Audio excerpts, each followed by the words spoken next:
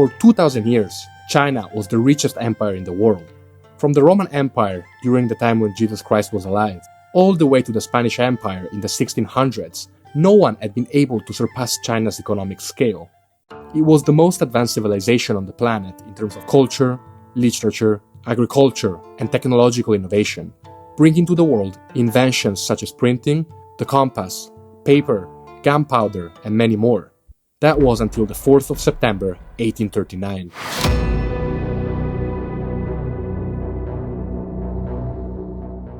Starting from that date, China went through the most traumatic, dark, and cruel period of its history.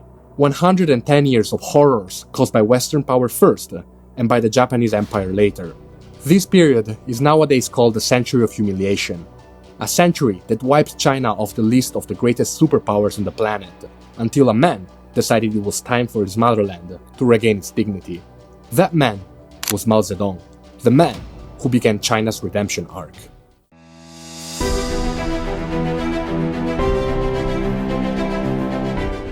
After winning the Civil War in 1949, Mao unified China under one flag for the first time after 100 years of wars and colonization. After that, he set the agenda straight.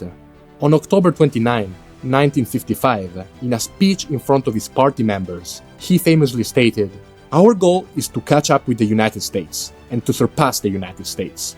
How many decades it will take depends on everyone's efforts. At least 50 years, perhaps 75. 75 years is 15 five-year plans. Only on the day we catch up with and surpass the United States will we be able to breathe a sigh of relief." I really hope I'm not the only one who finds the scale of this prediction simply mind-blowing. When he said it, China was just coming out of a century of invasions and civil wars.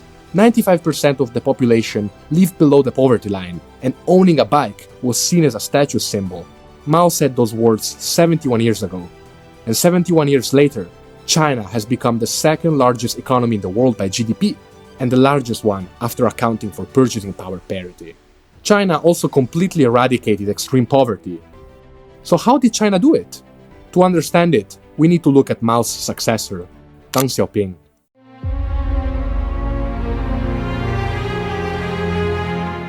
Unlike Mao, he was not a hardcore communist. His reformist stance even got him purged at one point, something he was able to come back from, all the way to becoming the head of the state.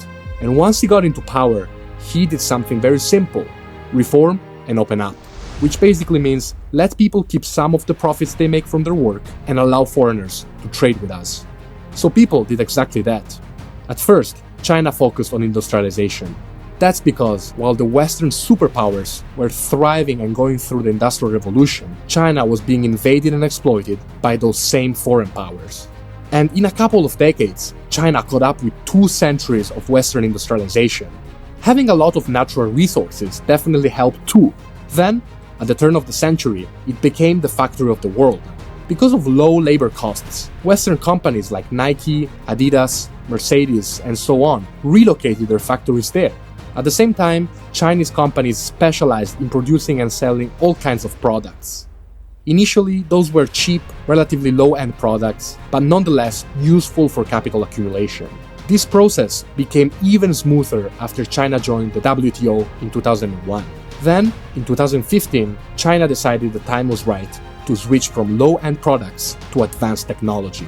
By then, China had already become the largest economy in the world by purchasing power parity, developed a relatively strong middle class, and almost eradicated absolute poverty. But it was in the last 10 years that China truly locked in and started moving up the value chain. And they did.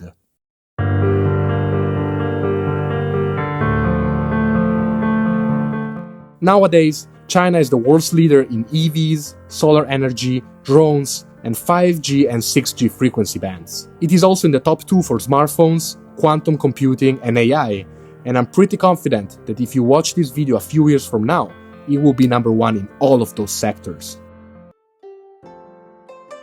If you enjoy this type of videos and want to see more, subscribe to the channel and check out this video here. Liking and commenting also helps me a lot. Thanks for watching.